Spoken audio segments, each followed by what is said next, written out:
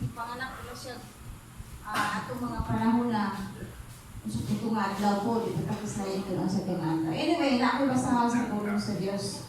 No? Nadinig sa Psalms 139, ingon siya dito, search me, O Lord. O Lord, you have searched me and know me. You knew my sitting down and my rising up. You understand my thoughts afar off. Tapos din sa Visita Sugod.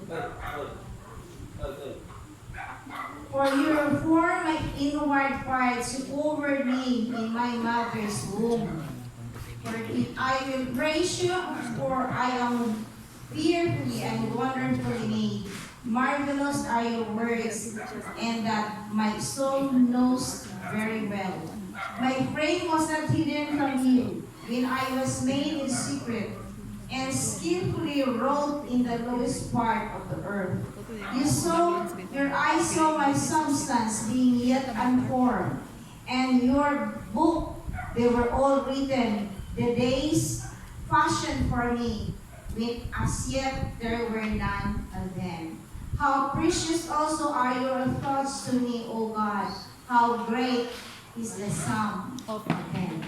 Let's pray. Our gracious and loving Father, we thank you so much for this wonderful time together. Salamat, Ginoo, sa nini nga kahigayunan nga iyong pamimitigong ato sa pag-celebrate, although in advance, O God, sa adlaw na nakauhan sa ang igsuon Ginoo, si Hanabit, O God. Lord, nakaila ka kaniya, nasayod ka kaniya, Lord, ikaw ang naghimo kaniya, Ginoo. Ang gani ang mga adlaw sa iyong kinabuhi, nga nilabay, ubisan karon o sa unahan ng gibaluan na niyo. Kanamong tanan, Lord, you know us all pretty well. Father, we thank you and we praise you for you have fearfully and wonderfully created us in our mother's womb. Thank you, and you've allowed us to come up to this earth, oh God, and here we are. We want to praise you, Lord. This is our prayer in Jesus' name. Amen. Once again, maayong gabi o nahimuot ko nga nagtanaw ni Hanabib nga ara ngayon kakurap. Ang manoy, nag-ibahilak ninyo. Ibahilak na to sa kalipay Hanabib ba? What I know ni Hanabib, kay sayo ginasa sa Domingo sa kanan ng mga yang Yes! Kayo ba? Sayo na siya, kaya nga naman, magputi-puti ka na siya sa computer. Sayo na kaya na siya. I know that he's so inspired by the Lord, so that kung sa'yo Bishop Domingo, patakoy pinahanabig mo kinihapak sa ila na, manayo ka mo ha? Sa isa, yun na. Kay Espiritu ka na, yang sa'yo ka ayo. Sa'yo ka ayo ng mga nilinig. Kung Domingo, amot lang, wala na siguro kisira yung nahuna kung Domingo simbahan na yun, mga ba, nabib? Napapelain. Only the Lord knows it, So, sa ato din nga kabuntago mo, kabihiro pa lang. Ang ako yung kaya na smiling kayo. Kung na yan, nature. Kaya magpakita-kita man na siya sa dimple. Kung na siya. Magpakita-kita na siya sa dimple. Sikot, charot. Ano siya? Charot po mo. Kung na siya iyang asset niya. And she's such a beautiful young lady. Okay. Sa gani na. Joke lang ba? Sa liberty, uy. Ayaw mo, supak anak, sa liberty. Ngayon ba mo, amin? Nagkapa si Hanabib, ha? Amen, Han. And we are all that pretty and handsome in the eyes of the Lord. Kaya wala. Kaya nga naman din I am fearfully and wonderfully made. Kaya iparas-parasan na wala itaghin mo sa Ginoo dito, wala, uy. Niya ko na, imong ilong, sama sa aking na cute. Hindi mo na si Inong yung anak. Kaya naman natin kaya taas mo na, hindi mo sa siya yan. So, ayaw pagmahay niya, still we have to praise God. So, tonight, dadunta mo sa makadiyot sa, although this is our devotional this morning, pero mas mayo sa nga atong siyang madalungan. Ang Ginoo nga atong gialagaran, siya yun, He is the living God and farmer abundantly alive and the most vivacious person that we could ever know. Si Hanabib, vivacious naman siya, isinisip kaya siya. Apan ang Ginoo labo pa so alive in our life. Oh, so alive. Gani gihimo kaniya dito masusulod sa pag-uambay sa atong ginhan. And there is a something about it kay so magkaedad ta, nanala ng sugod ang mga pangunot diha.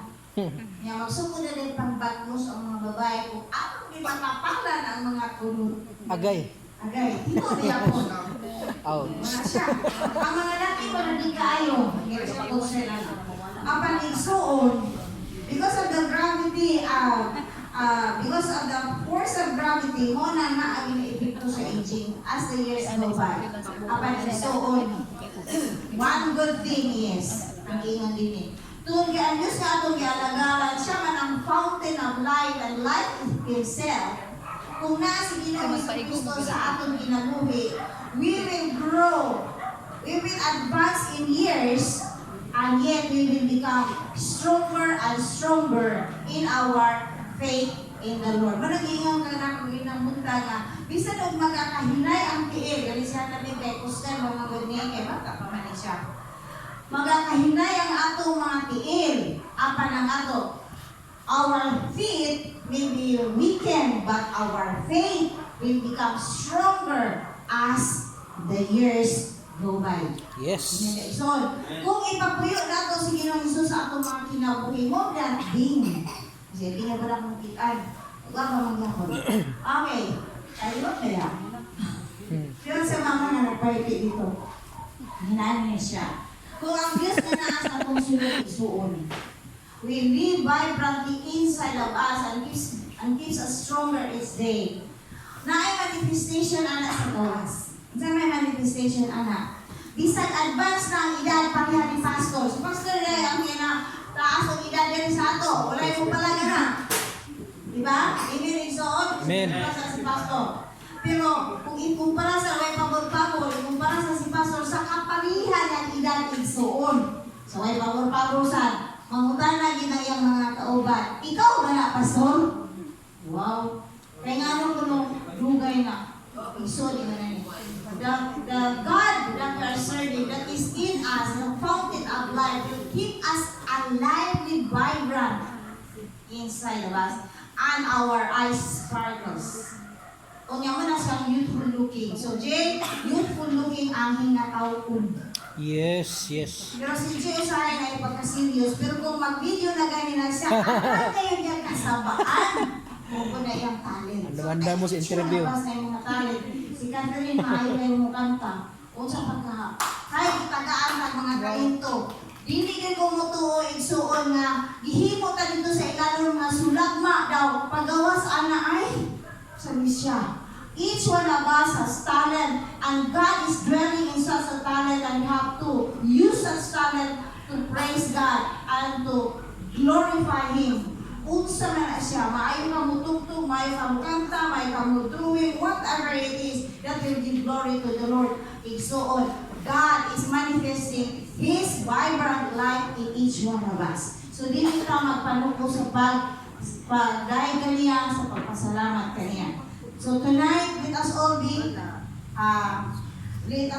reminded na ang Ginoo nga itong gialagaran is vibrantly alive in each of our lives, mga igsoon. Although may untang ang kada siya na Ginoo kay murag o si Eliza na sa akong nakita, yung pagtakan ko mag-ino. Kalihan na sila tunuan, pero lahi-lahi sila karakteristik. Kaya wala sila giparihan dito sa Ginoo nga naman. Ang isang smile ang cute kaayo, very demure. O ang isa, tawa siya. Murag opposite sila, di ba?